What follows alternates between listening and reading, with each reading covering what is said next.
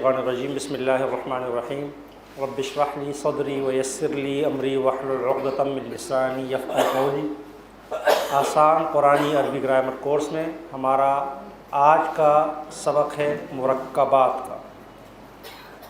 اب تک ہم نے جن اسباق کو پڑھا ان اسباق میں ہمارا طریقہ کار یہ تھا کہ ہم ایک اسم کو لیتے اور اس سے متعلق پڑھتے کہ یہ اسم مذکر ہے، مؤنث ہے، واحد ہے، تثنیہ ہے، جمع ہے، معرفہ ہے یا نکرہ ہے، حالت رفع میں ہے، حالت نصب میں ہے، حالت جر میں ہے۔ تو ایک اسم کو عربی زبان کے اندر کہا جاتا ہے مفرد، سنگل ورڈ، اور جب دو یا دو سے زائد اسما آپس میں ملتے ہیں تو وہ ایک مرکب بن جاتا ہے، ایک کمپاؤنڈ بن جایا کرتا ہے جس کی جمع مرکبات آتی ہے، اور یہی ہمارے آج کے سبق کا عنوان ہے۔ سب سے پہلے مفرد، کوئی بھی لفظ تنہا استعمال ہو تو مفرد کہلاتا ہے۔ مرکب، ایک لفظ کسی اور لفظ کے ساتھ مل کر آئے تو ایک مرکب بن جاتا ہے۔ مثلا الولد ایک الگ مفرد ہے اور الصالح ایک الگ مفرد ہے، لیکن یہ الولد اور الصالح جب الولد الصالح میں تبدیل ہوگا تو یہ کیا بن جائے گا؟ ایک مرکب بن جائے گا۔ گویا ہمارا فارمولہ انتہائی آسان کہ مفرد پلس مفرد ایکول ٹو کیا ہو جاتا ہے؟ مرکب۔ اب یہ بات ضروری نہیں کہ دو اسما آپس میں مل کر ایک مرکب کی شکل اختیار کریں اور اس کا معنی اور مفہوم بھی مکمل ہو۔ ایسا بھی ہوتا ہے کہ دو اسما آپس میں ملتے ہیں، ایک مرکب بن جاتا ہے لیکن اس مرکب کا مفہوم نامکمل ہوتا ہے۔ ایسے مرکب کو عربی زبان کی گرامر کی اصطلاح میں کہا جاتا ہے مرکب ناقص، یعنی نامکمل مرکب۔ اور دو یا دو سے زائد ایسے اسما جن کا مفہوم مکمل ہو جائے، میری اور آپ کی بات سمجھ میں آ جائے، اسے مرکب تام بھی کہا جاتا ہے۔ اور مرکب تام کے معنی ہے ایک مکمل مرکب، اور اس کو عربی زبان والے جملہ کہتے ہیں اور آپ اسے انگریزی زبان میں ٹینس یا ٹینسز کہا کرتے ہیں۔ تو یہ ہے مرکب ناقص اور مرکب تام۔ ہمارا آج کا آغاز کا سبق مرکب ناقص پہ مشتمل ہوگا کہ وہ کون سے مرکب ناقص ہیں جو قرآن کریم میں استعمال ہوتے ہیں، اور پھر اس کے بعد ہم مرکب تام پہ جائیں گے۔ مرکب تام پہ جب جائیں گے تو وہاں تفصیل کے ساتھ پڑھیں گے۔ اس وقت مرکب ناقص پہ آتے ہیں۔ مرکب ناقص اور مرکب تام کی تعریف: کم از کم دو الفاظ کا ایسا مرکب جس کا مفہوم مکمل نہ ہو مرکب ناقص کہلاتا ہے، اور کم از کم دو الفاظ کا ایسا مرکب جس کا مفہوم مکمل ہو مرکب تام کہلاتا ہے۔ مثلا الولد الصالح، نیک لڑکا، ایک نامکمل مرکب ہے جب تک ہم اس کو ان الفاظ کے ساتھ نہ کہہ دیں کہ نیک لڑکا نماز پڑھ رہا ہے، نیک لڑکا کھانا کھا رہا ہے، نیک لڑکا مسجد جا رہا ہے۔ جب تک یہ الفاظ ادا نہیں کریں گے یہ ایک نامکمل مرکب رہے گا۔ اور دو الفاظ کا ایسا مرکب جو مرکب تام ہو، اس کو ہم یوں لے لیں کہ الولد صالح، لڑکا نیک ہے، زید کھانا کھا رہا ہے۔ تو ایسی صورت میں کیا ہوتا ہے؟ یہ ایک مکمل مرکب ہوتا ہے، ایک جملہ ہوا کرتا ہے۔ اس وقت ہم مرکب ناقص کو لے کر آگے چلیں گے۔ مرکب ناقص کی عربی زبان کی گرامر میں 4 مشہور اقسام ہیں۔ میں نے 4 مشہور اقسام کہا، اس کا مطلب یہ ہے کہ اقسام اور بھی ہیں لیکن مشہور اقسام کیا ہیں؟ وہ 4 ہیں۔ نمبر 1 مرکب توصیفی، نمبر 2 مرکب اضافی، نمبر 3 مرکب اشاری، اور نمبر 4 مرکب جاری۔ یہ جاری نہیں ہے، جاری راہ پہ تشدید ہے، کنٹینیو جسے آپ لوگ کہتے ہیں، یہ وہ والا نہیں ہے۔ یہ عربی زبان کی ایک خاص اصطلاح ہے جس کو ہم انشاءاللہ آگے پڑھیں گے۔ ان تمام مرکبات کی مختصر تعریف ہم پہلے کر لیتے ہیں، اس کے بعد اس کو تفصیل کے ساتھ ایک سبق میں لے کر چلیں گے۔ مرکب توصیفی، کم از کم 2 اسما کا ایسا مرکب جس میں ایک اسم دوسرے اسم کی اچھائی یا برائی بیان کر رہا ہو، ایسے مرکب کو عربی زبان کی گرامر کی اصطلاح میں کہا جاتا ہے مرکب توصیفی۔ مرکب اضافی، دو اسما کا ایسا مرکب جس میں ایک اسم کی نسبت دوسرے اسم کی جانب کی جا رہی ہو، ایک اسم کو دوسرے اسم سے منسوب یا ریلیٹ کیا جا رہا ہو، اسے مرکب اضافی کہتے ہیں۔ مرکب اشاری، ہم نے وسعت کے سبق میں چند اسماء اشارات آپ کو بتائے تھے، ھذا، اولئک، ہؤلاء وغیرہ۔ تو ان اسماء اشارہ کے بعد ایک اسم الف لام پر مشتمل آ جائے تو یہ دونوں مل کر ایک مرکب بن جایا کرتے ہیں، اور ایسے مرکب کو مرکب اشاری کہا جاتا ہے۔ مرکب جاری، عربی زبان میں کچھ حروف کو یہ طاقت و قوت حاصل ہے کہ وہ اسم سے پہلے آ کر اس کو اس کی اصلی حالت رفع سے نکال کر حالت جر میں لے جاتے ہیں۔ مثلا ہم جب قرآن کا آغاز کرتے ہیں تو اعوذ باللہ، یہ باللہ ایک مرکب جاری ہے۔ اسی طریقے سے جب ہم پھر پڑھتے ہیں بسم، تو یہ بسم بھی کیا ہے؟ ایک مرکب جاری ہے۔ الحمدللہ، یہ للہ بھی کیا ہے؟ ایک مرکب جاری ہے۔ ہوا یہ ہے کہ وہ حرف اور ایک اسم دونوں جب آپس میں مل جائیں تو یہ ایک مرکب بن جایا کرتا ہے، اور ایسے مرکب کو کیا کہا جاتا ہے؟ مرکب جاری، یعنی جس میں حروف جارہ میں سے کوئی حرف آ جائے۔ یہ تو ان چاروں مرکبات کی مختصر تعریف ہوئی۔ اب انشاءاللہ ہم ایک ایک مرکب کو لے کر چلیں گے، اور آپ حضرات نے اب یہ سمجھنا ہے کہ قرآن میں، رسول اللہ کے فرمان میں، پوری عربی زبان میں جب دو اسماء آپس میں ملتے ہیں اور ایک مرکب بنتا ہے تو اس مرکب توصیفی کا معنی کیسے کیا جائے گا، اس کے اندر کیا مفہوم پایا جائے گا، اس کو کس طریقے سے پہچانا جائے گا۔ تو اب ہم جاتے ہیں مرکب توصیفی کی طرف۔ ہمارا تفصیلی سبق کیا ہوگا آج؟ مرکب توصیفی کا ہوگا۔ دیکھیں، مرکب توصیفی کے اس پورے سبق میں آپ کو 5 باتیں بتلاؤں گا۔ کتنی باتیں؟ 5، جو میں آخر میں آپ کو گنواؤں گا۔ وہ باتیں بہت مختصر ہوں گی جو میں آخر میں گنواؤں گا، لیکن اس وقت جب میں آپ کو پڑھاؤں گا تو تھوڑی تفصیلی ہوں گی۔ آپ نے 5 باتوں کو یاد رکھنا ہے، تو مرکب توصیفی کا پورا سبق آپ کو یاد رہے گا، اور اس کے آخر میں ہونے والی مشق کیا کریں گے؟ آپ حضرات کر سکیں گے۔ سب سے پہلے مرکب توصیفی کی تعریف، جیسا کہ میں پہلے بھی بتلا چکا ہوں، مرکب توصیفی ایسا مرکب جس میں ایک اسم دوسرے اسم کی اچھائی یا برائی بیان کر رہا ہو، ایسے اسم کو کیا کہا جاتا ہے؟ مرکب توصیفی کہا جاتا ہے۔ جب ہم نے اس کا نام مرکب رکھا تو یہ بات طے ہو گئی کہ اس میں کم از کم کتنے اسما ہوں گے؟ 2۔ تو مرکب توصیفی کے پہلے جز کا نام کیا کہلائے گا؟ موصوف، اور دوسرے جز کا نام کیا ہوگا؟ صفت۔ یعنی مرکب توصیفی میں کتنے اسما استعمال ہوں گے؟ کم از کم 2۔ تو پہلا کیا کہلائے گا؟ موصوف، اور دوسرا کیا کہلائے گا؟ صفت۔ لہذا ہمارا فارمولہ کیا ہوا کہ اسم موصوف پلس اسم صفت، یہ دونوں آپس میں ملیں گے تو کیا بن جائے گا؟ مرکب توصیفی۔ پہلی بات یہاں پر ہو گئی مکمل۔ یہ بہت آسان ہے، آگے چلتے ہیں۔ اسم موصوف اور اسم صفت کی تعریف آپ حضرات اردو زبان میں بھی کرتے ہیں، عربی زبان میں بھی اس کا وہی مفہوم ہے۔ اسم موصوف جس اسم کی اچھائی یا برائی بیان کی جائے اسے اسم موصوف کہتے ہیں، اور اسم صفت جو اسم اچھائی یا برائی بیان کرے اسے کیا کہا جاتا ہے؟ اسم صفت کہا جاتا ہے۔ جی اب یہاں سے چند چیزیں آپ نے یاد رکھنی ہے۔ پہلا اصول، پہلا قاعدہ، پہلا رول یہ ہے کہ مرکب توصیفی کا اردو ترجمہ ہمیشہ الٹ کیا جائے گا، یعنی موصوف اور صفت جب آئیں گے، موصوف پہلے ہوگا، عربی میں صفت کیا ہوگا؟ بعد میں۔ لیکن جب آپ اردو زبان میں ترجمہ کریں گے تو صفت کا ترجمہ پہلے کریں گے اور موصوف کا ترجمہ بعد میں۔ یہی بات اوپر لکھی ہوئی، مرکب توصیفی کا اردو زبان میں ترجمہ کیا کیا جاتا ہے؟ الٹ کیا جاتا ہے۔ مثلا الولد موصوف ہے اور الصالح صفت ہے۔ اس جملے الولد الصالح میں جب الولد الصالح کا اردو ترجمہ کیا جائے گا تو الصالح کا ترجمہ پہلے اور الولد کا ترجمہ کیا ہوگا؟ بعد میں ہوگا، اور ترجمہ کیا ہوگا؟ نیک لڑکا۔ اگر آپ اس کا ترجمہ لڑکا نیک کریں تب بھی بات تو درست ہے، لیکن یہ فصیح اردو میں اچھا جملہ شمار نہیں کیا جائے گا۔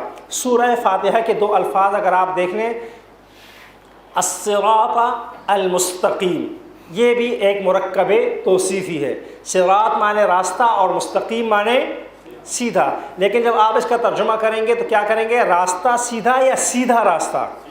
سیدھا راستہ زیادہ بہتر مفہوم ادا کرنے والا ترجمہ ہے۔ اگر آپ اس کا ترجمہ کریں راستہ سیدھا، تب بھی مفہوم تو ادا ہو جائے گا، سامنے والا بات سمجھ لے گا، لیکن ساتھ یہ بھی سمجھ لے گا کہ آپ کی اردو اچھی نہیں ہے، ورنہ آپ اس کا ترجمہ کیا کرتے؟ سیدھا راستہ۔ لہٰذا مرکب توصیفی کا ہمارے پاس قاعدہ کیا ہوا کہ مرکب توصیفی کا ترجمہ ہم ہمیشہ کیا کریں گے؟ الٹ کریں گے۔ جی آگے چلیں۔ یہ بات آپ حضرات نے اپنے گروہوں میں اس طرح باندھی ہے، اپنے دماغ میں اس طرح بٹھانی ہے کہ زندگی بھر نہیں بھولے، کیونکہ یہی وہ قاعدہ ہے جس کی وجہ سے آپ قرآن کریم میں، احادیث مبارکہ میں مرکب توصیفی کو پہچانیں گے۔ اور وہ قاعدہ کیا ہے؟ مرکب توصیفی میں موصوف اور صفت کے درمیان مکمل کوآرڈینیشن، مطابقت پائی جاتی ہے۔ میں دوبارہ دوہرا دیتا ہوں، مرکب توصیفی میں موصوف اور صفت کے درمیان مکمل مطابقت، کوآرڈینیشن پائی جاتی ہے۔ مطابقت کن چیزوں میں؟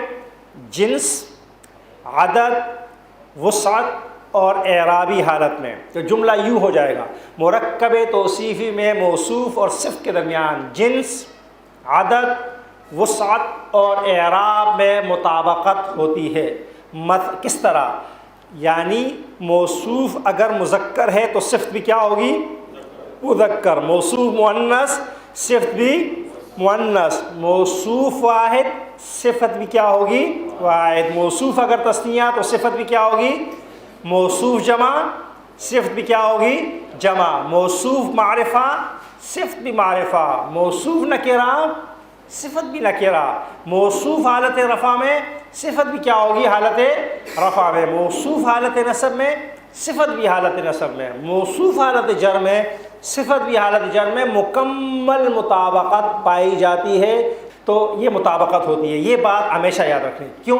اس لیے کہ جب آپ قرآن کریم میں مرکب توصیفی کو پہچانیں گے تو پہچان کا اصول کیا ہوگا، طریقہ کیا ہوگا کہ 2 اسماء آپس میں آئیں، دونوں میں مکمل مطابقت ہے، تو یہ کیا ہے؟ مرکب توصیفی۔ کیونکہ ترجمہ تو آپ بعد میں کریں گے نا، پہلے تو آپ کیا کریں گے؟ اس کو پہچانیں گے کہ اس کا ترجمہ کیا کرنا ہے، مرکب توصیفی ہے، تب جا کر آپ اس کا کیا کریں گے؟ ترجمہ کریں گے۔ ایک سلائیڈ میں مثالوں سے اس کو مزید واضح کیا گیا ہے تاکہ بات مزید سمجھ میں آ جائے۔ دیکھیں ایک ایک لے کر آئیں گے جی آپ۔ الولد، ہم نے اب تک جو کچھ پڑھا اس کے حساب سے خواتین شرکاء بتلائیں گی کہ الولد مذکر ہے یا مؤنث؟ مذکر ہے۔ واحد تثنیہ جمع، واحد معرفہ یا نکرہ؟ معرفہ۔ حالت رفع میں ہے، حالت نصب میں ہے یا حالت جر میں؟ تو اس کی صفت آپ دیکھیں کہ صفت بھی کیا ہے؟ مذکر ہے، معرفہ ہے، واحد ہے اور حالت رفع میں۔ موصوف مذکر، واحد، معرفہ، حالت رفع۔ صفت بھی کیا ہے؟ مذکر، واحد، معرفہ اور حالت رفع میں۔ بات سمجھ میں آ رہی ہے؟ ایسا نہیں ہوگا کہ یہاں پہ الولد ہو اور یہاں پہ الصالحۃ ہو، اگر ہوگا تو کیا ہوگا؟ غلط۔ یہاں ایسا بھی نہیں ہوگا کہ یہاں پہ الولدان ہو اور یہاں پر الصالح ہو، اگر ہوگا تو غلط، کیونکہ ایک تثنیہ ہے دوسرا کیا ہے؟ جمع۔ ایسا بھی نہیں ہوگا کہ یہاں الولد ہو یہاں صالح نکرہ ہو اور اسے آپ کہیں مرکب توصیفی، ایسا نہیں ہوگا۔ ایسا بھی نہیں ہوگا کہ یہ الولد ہو اور یہ الصالح ہو، یہاں پر رفع ہو اور یہاں پر کیا ہو؟ جر ہو، ایسا بھی نہیں ہوگا۔ مکمل مطابقت ہوگی تو کیا کہلائے گا؟ مرکب توصیفی۔ آگے چلیں جی۔ جیسے ہی الولد تبدیل ہوا تثنیہ میں، کیا ہوا؟ واحد سے کیا ہو گیا؟ تثنیہ ہو گیا۔ تثنیہ ہے، مذکر ہے، معرفہ ہے، حالت رفع میں، تو صفت بھی کیا ہو گئی ہے؟ الصالحان، تثنیہ، مذکر، معرفہ اور حالت رفع میں ہو گئی ہے۔ الولد کی جمع آتی ہے الاولاد، جیسے ہی صفت موصوف کیا ہوا؟ الاولاد، تو صفت بھی کیا ہو گئی؟ الصالحون یعنی موصوف جمع مذکر معرفہ اور حالت رفع میں، صفت بھی مذکر جمع معرفہ اور حالت رفع میں۔ دوسری مثالوں سے مزید وضاحت ہو جائے گی۔ اب یہاں پر صفت موصوف کیا ہو گیا؟ مذکر کے بجائے البنت کسے کہتے ہیں؟ لڑکی کو۔ موصوف کیا ہو گیا؟ مذکر کے بجائے کیا ہو گیا؟ مؤنث۔ واحد ہے، مؤنث ہے، معرفہ ہے، حالت رفع میں ہے موصوف، تو صفت بھی کیا ہو رہی ہے؟ الصالحۃ، مؤنث آ رہی ہے کہ موصوف مؤنث تو صفت بھی مؤنث، واحد، معرفہ اور حالت رفع میں۔ جیسے ہی البنت البنتان میں تبدیل ہوگا، یعنی مؤنث تو ہے لیکن اب کیا ہو گیا؟ تثنیہ ہو گیا معرفہ اور حالت رفع میں، تو صفت بھی کیا ہو جائے گی؟ الصالحتان کیا ہو جائے گی؟ مؤنث، تثنیہ، معرفہ اور حالت رفع میں۔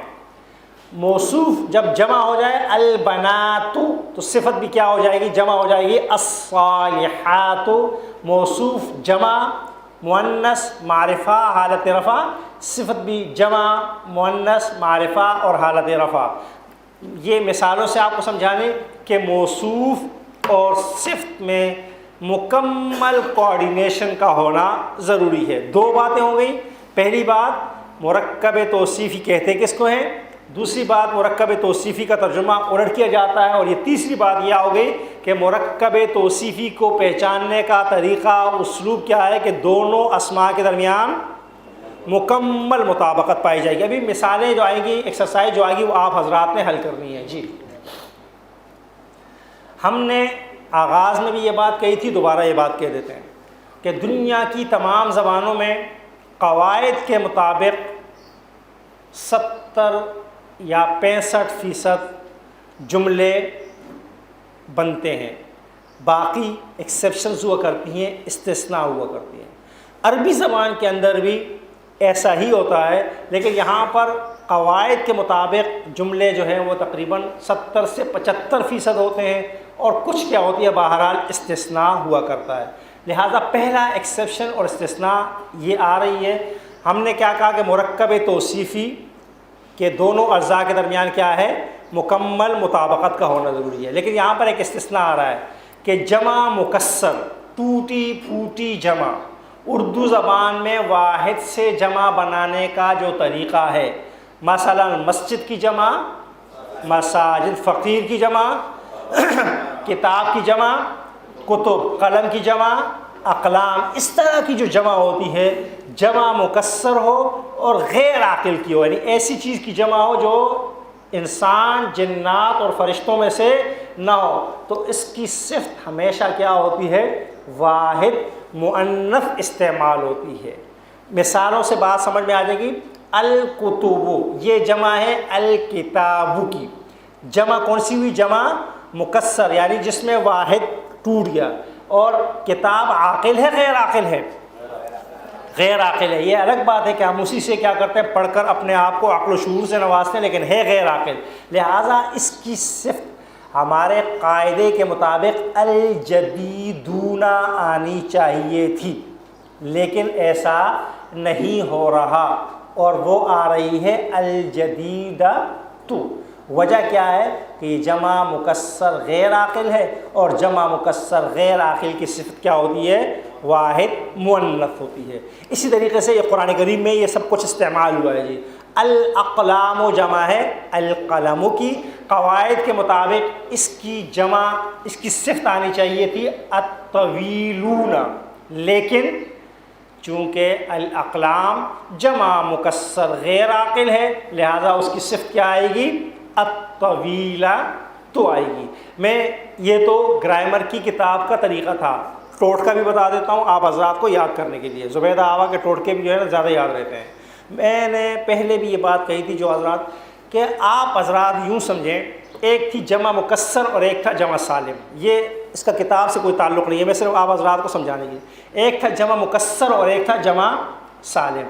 جمع سالم میں ہم مذکر کے آخر میں واو نون کا اضافہ کرتے ہیں اور مؤنث کے آخر میں الف اور تا کا اضافہ کرتے ہیں، وہ تو آپ جانتے ہیں نا جی۔ جمع مکسر یعنی جس کا ہم نے کہا تھا کوئی قاعدہ، اصول، رول موجود نہیں ہے. بس اردو زبان میں واحد سے جمع بنانے کا جو طریقہ ہے اس کی طرح اکثر و بیشتر ہوتا ہے. اس کو عربی زبان والے ہمیشہ نہیں، اس کو عربی زبان والے واحد مؤنث یا بعض اوقات صرف مؤنث کا مقام دیتے ہیں. آپ یہ بات یاد رکھیں کہ جمع مکسر کو عربی زبان میں کیا سمجھا جاتا ہے؟ مؤنث سمجھا جاتا ہے عام طور پہ. وہ کیسے؟ اس طرح کہ جمع مکسر دو طرح کی ہوتی ہیں، عاقل کی اور غیر عاقل کی. غیر عاقل کے لیے تو قاعدہ آپ کے سامنے موجود ہے کہ غیر عاقل یہاں نہیں، تمام مثالیں آگے جو آئیں گی اس سب میں یہ قاعدہ ریپیٹ ہوتا جائے گا کہ جمع مکسر غیر عاقل ہوگا تو صفت کیا ہوگی؟ واحد مؤنث. آگے جا کر ہم پائیں گے اس کا فاعل بھی واحد مؤنث ہوگا، بہت ساری جگہ پر یہ قاعدہ آئے گا. اور جمع مکسر اگر عاقل ہو، مثلا رسول کی جمع رسل، سمجھ آئی، رجل کی جمع رجال، یہ تو عاقل ہیں. اس کے لیے بھی عربی زبان کا اصول یہ ہے کہ اس کی صفت جمع بھی آ سکتی ہے، اس کی صفت جو ہے نا واحد مؤنث بھی آ سکتی ہے. لہٰذا وہاں پر بھی کا قاعدہ اطلاق ہوتا ہے اور یہاں پر ہی کا قاعدہ کہ اس کی صفت تو واحد ہی ہوگی. وہاں پر دونوں استعمال ہو سکتی ہیں. لہٰذا ہم یوں کر لیں آسانی کے لیے، یہ قاعدہ نہیں ہے، کتاب سے اس کا کوئی تعلق نہیں ہے، کہ جمع مکسر یعنی جس جمع کے آخر میں واو نون اور الف تا نہ آتی ہو، اور آسان الفاظ میں کہوں مادی اشیاء پر مشتمل چیزوں کی جو جمع ہوتی ہے وہ کیا ہوتی ہے؟ جمع مکسر. مادی اشیاء جن کا جسم ہوتا ہے. یہ آپ میں نے کہا قلم، فوراً ذہن میں کیا آ گیا نا قلم. کتاب، ذہن میں کتاب آ گئی کہ نہیں آئی؟ گھڑی، یہ جو مادی چیزیں فوراً ذہن میں تصویر آ جاتی ہے. ان کی جمع کیا ہوتی ہے؟ ہمیشہ جمع مکسر ہوتی ہے. اور وہ جو باقی جو جمع ہے نا، جو واو نون، وہ صفات ہیں.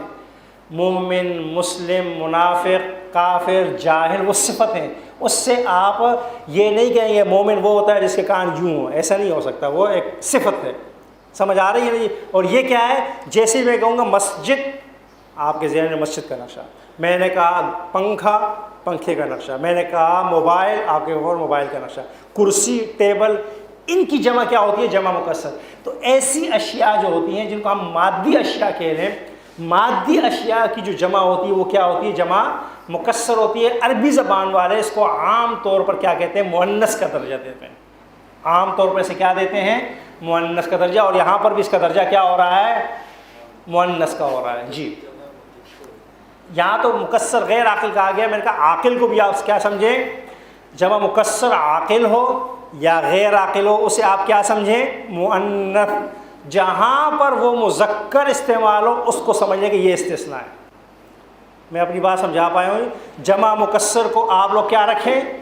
مؤنث میں. جہاں پر وہ مذکر استعمال ہو قرآن کریم میں، وہاں سمجھ لیں کہ یہ کیا ہے؟ استثناء ہے. تو یہ زیادہ آسان ہوگا آپ کو آگے بات کے سمجھنے میں. یہاں تک ہمارا سبق مکمل ہو جاتا ہے. میں نے کہا تھا میں صرف 5 باتیں ہوں گی مرکب توصیفی میں.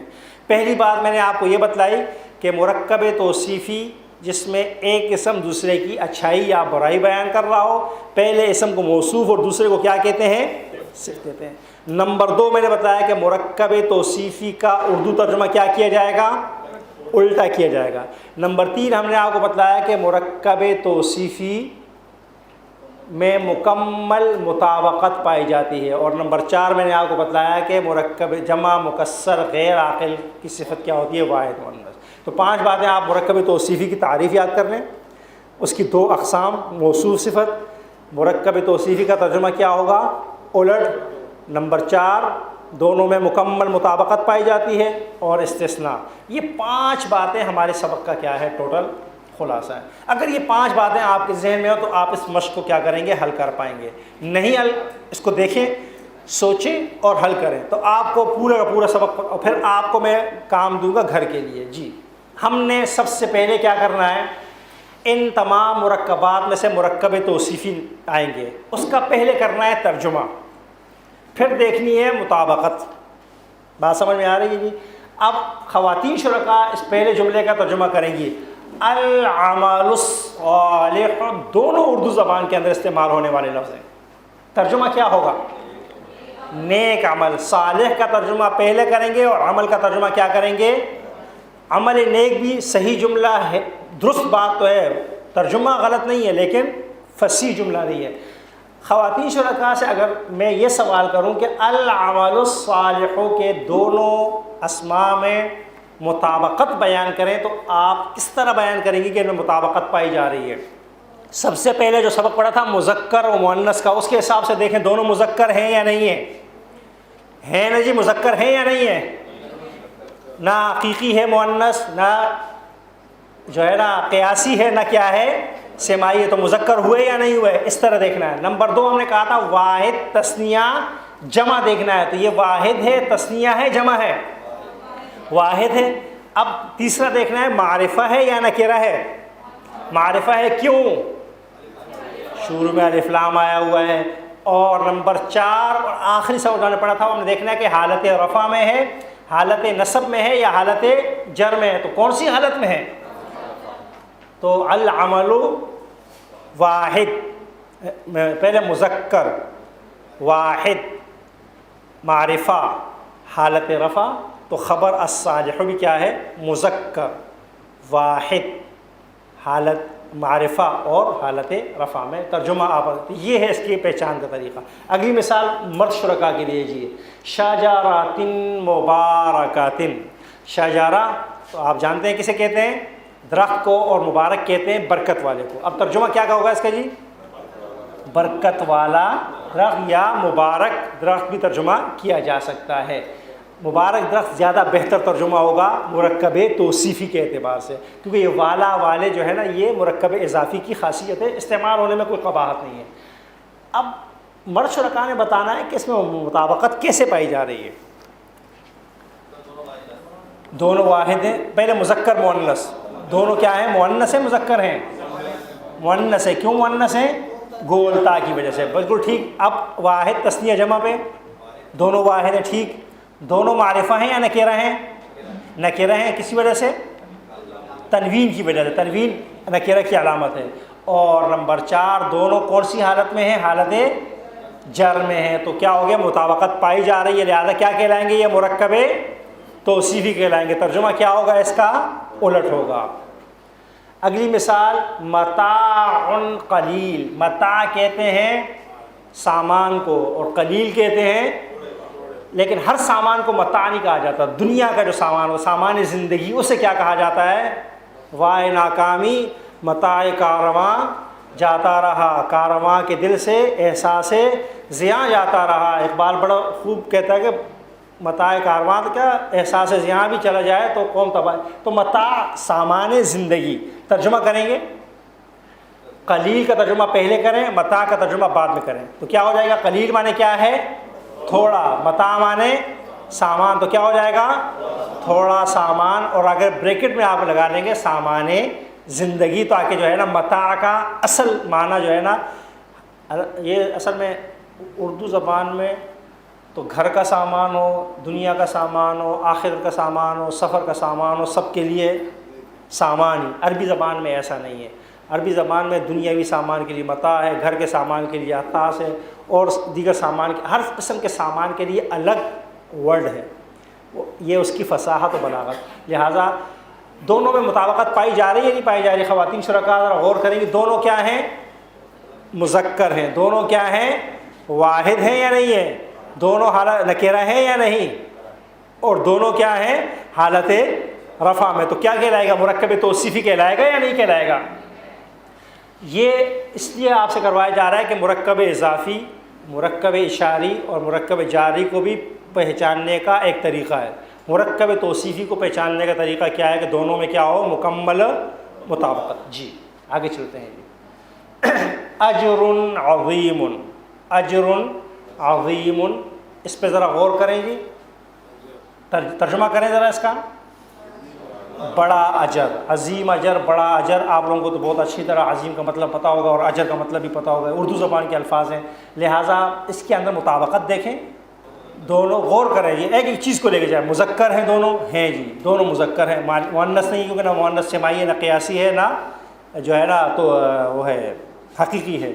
دونوں مذکر، دونوں واحد، دونوں نکرہ، دونوں حالت رفع میں مکمل مطابقت پائی جا رہی ہے، لہذا کیا کہلائے گا؟ مرکب توصیفی، ترجمہ الٹ ہوگا۔ آگے چلیں جی۔ الصراط المستقیم. خواتین شرکاء میں سے کوئی ایک جو ہے نا اس کا ترجمہ بھی کر لے اور اس کے اندر کوارڈینیشن بھی بتا دے. جی سیدھا راستہ, ٹھیک ہے جی. اب ذرا کوارڈینیشن بھی دیکھ لیں, دونوں کیا ہیں؟ جی بالکل ٹھیک ہے, دونوں معرفہ ہیں, دونوں حالت نصب میں ہیں, واحد تثنیہ جمع رہ گیا, دونوں واحد ہیں, لہذا کیا ہوئی؟ مکمل مطابقت, اور اس کو کیا کہیں گے؟ مرکب توصیفی کہیں گے. جی الدین الخالص, مرد شرکاء میں سے کوئی بتائے گا جی؟ الدین الخالص بہت آسان ہے, یہ تو بالکل ہی سمپل ہے جی, خالص دین. اور کوارڈینیشن دیکھیں ذرا, مطابقت دیکھیں ہیں یا نہیں ہے؟ دونوں کیا ہیں؟ مؤنث ہیں, مؤنث ہیں مذکر ہیں؟ مذکر ہیں. دونوں واحد تثنیہ جمع واحد, دونوں معرفہ نکرہ معرفہ, دونوں کیا ہیں؟ حالت رفع میں, لہذا کوارڈینیشن پائی جا رہی ہے. آگے چلیں گے. اسوۃ حسنۃ, اسوۃ حسنۃ میں اسوہ مؤنث ہے, واحد ہے, نکرہ ہے, حالت رفع میں ہے. اس کی صفت حسنۃ بھی کیا ہے؟ مؤنث, واحد, نکرہ اور حالت رفع. سمجھ آ گئی جی؟ آگے چلیں گے. اس کے بعد والی مثال پہ ذرا غور کیجئے گا. بہترین نمونہ زندگی, اس کا ترجمہ کیا جائے گا. خواتین شرکاء ذرا غور کریں, ترجمہ کریں پہلے. الدار الآخرۃ, آخری گھر یا آخرت کا گھر. اب بظاہر اس میں ہمارا قاعدہ مطابقت والا ٹوٹ گیا ہے, کیونکہ پہلا اسم ظاہراً مذکر اور دوسرا کیا ہے؟ مؤنث. چونکہ قرآن کے الفاظ غلط تو ہو نہیں سکتے, لہذا خواتین شرکاء ذرا سوچ کے بتائیں کہ ہوا کیا ہے بالکل درست. تھوڑا سا غور کر کے بتائیں خواتین شرکاء جی. کون؟ الدار جملہ میں مکمل مطابقت پائی جا رہی ہے, کوئی قباحت نہیں. وہ کس طرح؟ اگر الآخرۃ مؤنث آیا ہے تو اس کی وجہ یہ ہے کہ الدار جو ہم نے 16 اسماء پر مشتمل کہانی پڑھی تھی, ان میں سے ایک اسم کیا تھا؟ دار تھا. اور دار کو عربی زبان والے کیا کہتے ہیں؟ مؤنث شمار کرتے ہیں, لہٰذا ہم بھی اسے کیا کریں گے؟ مؤنث. لہٰذا الدار مؤنث ہے, مؤنث سماعی, تو اس کی صفت بھی کیا ہوگی؟ الآخرۃ مؤنث آئے گی. باقی دونوں واحد, دونوں معرفہ اور دونوں کیا ہیں؟ حالت رفع میں, لہذا مطابقت پائی جا رہی ہے نہیں پائی جا رہی؟ یہ جو مؤنث سماعی کبھی کبھی استعمال ہوتے ہیں, لیکن بندے کو ذرا دائیں بائیں کر لیتے ہیں, تو اس پہ غور کیجئے گا کہ آپ دیکھیں قرآن میں بات آئی ہے تو یا تو استثناء ہے اور یا پھر کیا ہے جو ہے نا مؤنث سماعی کو ذرا غور کیجئے. قیاسی بھی اور بعض اوقات جو ہے نا حقیقی بھی آ جاتے ہیں, تو ایسا مسئلہ ہوتا ہے انسان تھوڑا گھبرا جاتا ہے کہ یہ کیا ہوا. تو وہاں پہ مؤنث سے ہم نے 3 قسم بتائی تھی, حقیقی, قیاسی, سماعی. باقی 2 کا استعمال کم ہے, قیاسی کا استعمال سب سے زیادہ ہوتا ہے. جی آگے چلیں گے. کلمۃ طیبۃ, پاکیزہ بات, پاکیزہ کلمہ. کلمہ انسان کی زبان سے جو بھی نکلتا ہے, ہم نے کہا تھا اسے کلمہ کہا جاتا ہے. لہٰذا دونوں کے درمیان مکمل مطابقت پائی جا رہی ہے. دونوں مؤنث ہیں, دونوں واحد, دونوں نکرہ, دونوں حالت جر میں, لہذا مکمل مطابقت پائی جا رہی ہے. اگر اس کی بعد والی مثال مرد شرکاء حل کریں گے. جی لے آئیں جی. عباد مکرمون, عباد مکرمون. عباد جمع عبد کی, بندے کو کہتے ہیں, اور مکرم محترم و مکرم سے نکلا ہے معزز, اس کا ترجمہ کیا جاتا ہے. تو ترجمہ کیا ہو جائے گا؟ معزز بندے یا معزز بندے. اب اس کے اندر کوارڈینیشن دیکھنی ہے کہ کوارڈینیشن پائی جا رہی ہے یا نہیں پائی جا رہی. تو پہلے موصوف پہ غور کیجئے کہ موصوف کیا ہے؟ واحد ہے, تثنیہ ہے, جمع ہے؟ جمع ہے. تو اس کی صفت بھی کیا آ رہی ہے؟ جمع آ رہی ہے. موصوف مذکر ہے, صفت بھی کیا ہے؟ سمجھ آئی؟ موصوف نکرہ ہے, صفت بھی کیا ہے؟ نکرہ آ رہی ہے. موصوف کیا ہے؟ حالت رفع میں ہے, صفت بھی کیا ہے؟ حالت رفع میں ہے. کس طرح حالت رفع میں ہے مکرمون؟ کہ نون واو سے کیا ہے؟ الگ ہے تو حالت رفع میں. یہاں پر میں وضاحت کر دوں کہ کوئی سوال کر سکتا ہے آپ سے کہ عباد تو جمع مکسر ہے، مکرمون جمع سالم ہے، تو آپ کی مطابقت نہیں پائی جا رہی. عباد کیا ہے؟ جمع مکسر ہے، اور مکرمون کیا ہے؟ تو اس کا جواب یہ ہے کہ ہمارا اصول جمع میں ان کا جمع کے اندر مطابقت ہونا ضروری ہے. اس سے کوئی فرق نہیں پڑتا کہ ایک جمع مکسر ہو اور دوسرا کیا ہو؟ جمع سالم ہو. اس سے کوئی جمع ہونا چاہیے. دونوں کیا ہیں؟ جمع ہے، تو مطابقت کیا ہو رہی ہے؟ پائی جا رہی ہے. اس سے کوئی فرق نہیں پڑتا کہ عباد بھی کیا ہو؟ جمع سالم ہو، یا مکرمون بھی کیا ہو؟ جمع مکسر ہو. اس سے کوئی فرق نہیں پڑتا، مطابقت جمع میں ہونی چاہیے. جی آگے چلیں گے. جی نساء مؤمنات، خواتین جس طرح کا ترجمہ کریں گی، ایک مومن عورتیں، یعنی بہت ساری. کوآرڈینیشن پائی جا رہی ہے نہیں پائی جا رہی؟ کیسے پائی جا رہی ہے؟ مؤمنات مؤنث ہے، نساء بھی مؤنث ہے. کیا کیوں مؤنث ہے؟ لیکن نساء کہتے ہی کسے ہیں؟ عورت کو کہتے ہیں نا، مرد کو تو نہیں کہتے. جیسے دلہن، دلہن کسے کہتے ہیں؟ عورت ہوگی نا. بات ہی ہوگی کہ وہ کیا ہے؟ عورت. اب اس کے لیے جو ہے نا آپ مذکر کہ بھئی یہ مذکر وہاں پہ تلاش نہیں کریں. دلہن ہے ہی مؤنث، ماں. تو اس طرح اب یہاں نساء کہتے ہی کسے ہیں؟ عورتوں کے. لہٰذا صفت کیا ہوگی اس کی؟ مؤنث ہوگی. بات سمجھ میں آ رہی ہے؟ جو چیزیں مؤنث ہیں وہ تو مؤنث ہے ہی نا، اس میں تو کوئی وہ نہیں ہے. جی نساء مومنات میں مکمل کوآرڈینیشن، ایماندار عورتیں. نساء جمع، مومنات جمع، نساء مؤنث، مومنات مؤنث، نساء نکرہ، مومنات نکرہ، نساء حالت رفع میں، مومنات بھی حالت رفع میں. النجم الثاقب، نجم بھی ستارے کو کہتے ہیں، ثاقب بھی. تھوڑا سا فرق ہے، ثاقب ستارہ جو ہوتا ہے اس کی چمک کیا ہوتی ہے؟ زیادہ ہوتی ہے. لہٰذا دونوں کو ملائیں گے تو کیا ہو جائے گا؟ چمکدار تارہ یا ستارہ. دونوں میں مکمل مطابقت پائی جا رہی ہے. النجم مذکر، الثاقب مذکر، دونوں واحد، دونوں معرفہ، دونوں حالت رفع میں. جی رب غفور، بہت بخشنے والا رب. رب مذکر، غفور مذکر. رب واحد، غفور واحد. رب معرف نکرہ، اور رب حالت رفع میں. غفور بھی کیا ہے؟ اب یہاں پہ نکرہ سے مراد یہ ہے نا رب، سب کا رب. اور غفور کے تنوین سے مراد یہ ہے کہ بخشش کی بھی کیا ہے؟ لائم، متناہی بخشش کا سلسلہ ہے، کوئی انتہا نہیں. جی مغفرت کرنے والا، پالنہار. بلدۃ طیبۃ، بلدۃ طیبۃ. بلدہ کہتے ہیں شہر کو، طیبہ کہتے ہیں پاکیزہ کو. تو کیا کہا جائے گا؟ پاکیزہ شہر. کراچی والوں کو لگتا نہیں ہے پاکیزہ جو ہے پاکیزہ شہر، سمجھ آئی جی؟ تو اس لیے دونوں کیا ہیں؟ مؤنث ہیں یا مذکر ہیں؟ گولتا کہ دونوں کیا ہیں؟ نکرہ ہیں، معرفہ ہیں. دونوں واحد ہیں اور دونوں کیا ہیں؟ حالت رفع میں. لہٰذا مطابقت پائی جا رہی ہے. چلیں جی غلامین یتیمین. دیکھیں یہاں پر بھی دونوں میں مکمل مطابقت. غلامین یتیمین، دو یتیم لڑکے. یہاں پر مطابقت کیسے پائی جا رہی ہے کہ غلامین جو ہے نا مذکر ہے، تو یتیمین بھی کیا ہے؟ مذکر ہے. غلامین کیا ہے؟ تثنیہ ہے، تو یتیمین بھی کیا ہے؟ تثنیہ ہے. کیسے پہچانا ہم نے؟ یا اور نون، نون کے نیچے آنے والے زیر سے. غلامین نکرہ ہے تو یتیمین بھی کیا ہے؟ نکرہ ہے. دونوں حالت نصب میں ہیں، حالت نصب و جر میں ہیں. غلامین بھی حالت نصب و جر میں ہے، نون اور یا مل چکا ہے. تو یتیمین بھی کیا ہو چکا ہے؟ اس کی حالت رفع ہوگی غلامان یتیمان. اچھا غلام اردو زبان میں تو غلام کو کہتے ہیں، عربی زبان میں غلام کسے کہا جاتا ہے؟ لڑکے کو کہا جاتا ہے. لہٰذا اردو زبان اور عربی زبان کا یہ فرق ملحوظ خاطر رکھیے. قرآن کریم میں اس کا ترجمہ غلام نہیں کیا جائے گا. یہاں پر کیا کیا جائے گا؟ یہ غلامین یتیمین فی المدینۃ وکان ابوہما صالحا. میرے پاس وقت نہیں ہے، انشاءاللہ کان ابوہما صالحا پہ پھر بات کریں گے. جی عینان نواختان. میں پہلے بات کر چکا ہوں کہ عربی فصیح زبان ہے.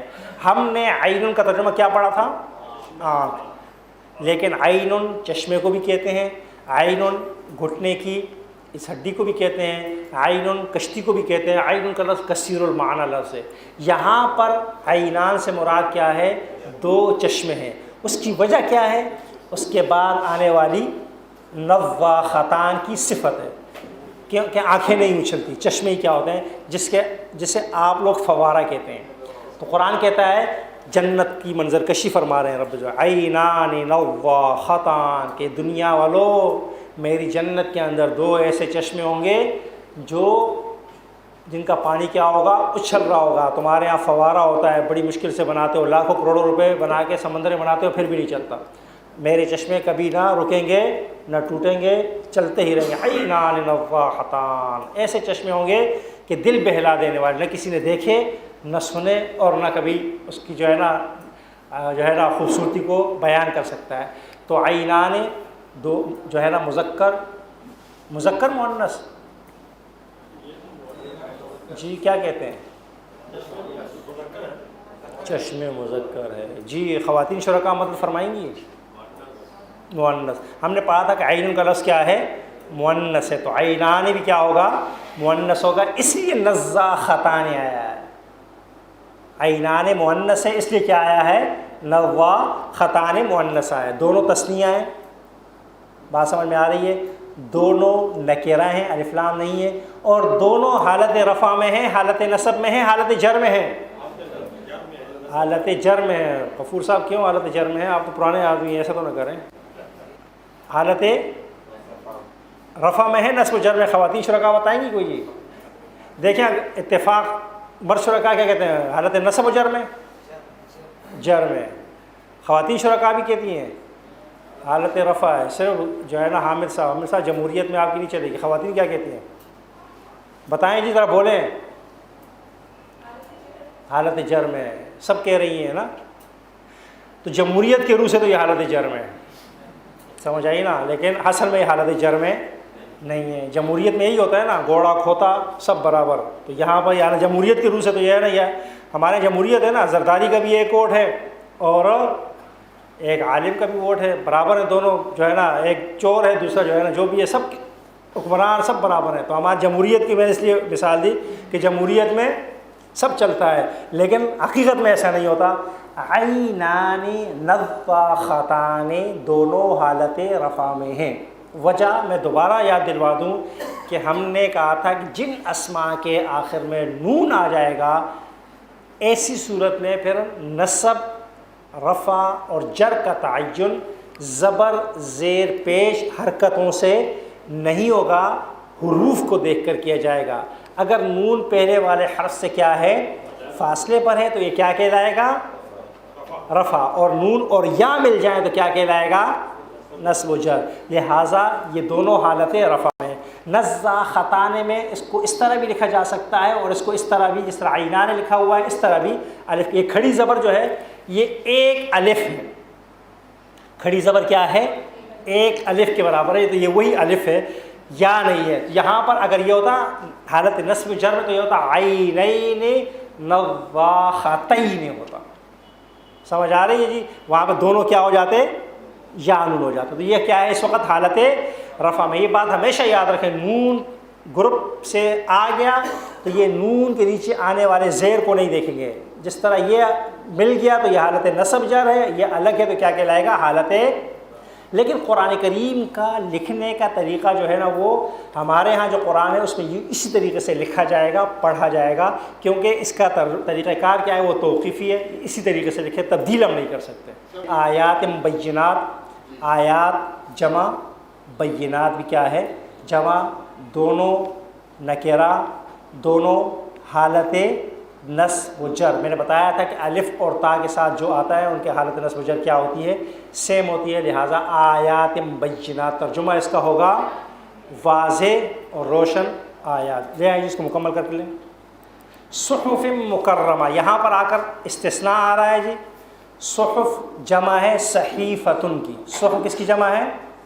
صحیفتن کی۔ صحیفہ ایک صحیفہ، اور صحف بہت ساری، جمع مکسر غیر عاقل ہے، اس لیے اس کی صفت کیا آ رہی ہے؟ واحد مؤنث آ رہی ہے۔ صحف مکرمہ، سورہ بس محترم اوراق۔ صحف جمع ہے صحیفتن کی، جمع مکسر غیر عاقل، لہٰذا صفت کیا آ رہی ہے؟ واحد مؤنث۔ نیچے والی مثال بھی کتب جمع ہے کتاب، جمع مکسر غیر عاقل، لہذا صفت کیا آ رہی ہے؟ واحد مؤنث آ رہی ہے، کتب قیمۃ آئے گی۔ یہ استثناء جو میں نے آپ کو بتایا تھا وہ ہے کتب قیمۃ، مستحکم، راست اور درست تحریر کو کہا جاتا ہے۔ آج کا سبق یہی کرتے ہیں، واللہ المستعان وعلیہ تکلان فی کل حین وعن، وصلی اللہ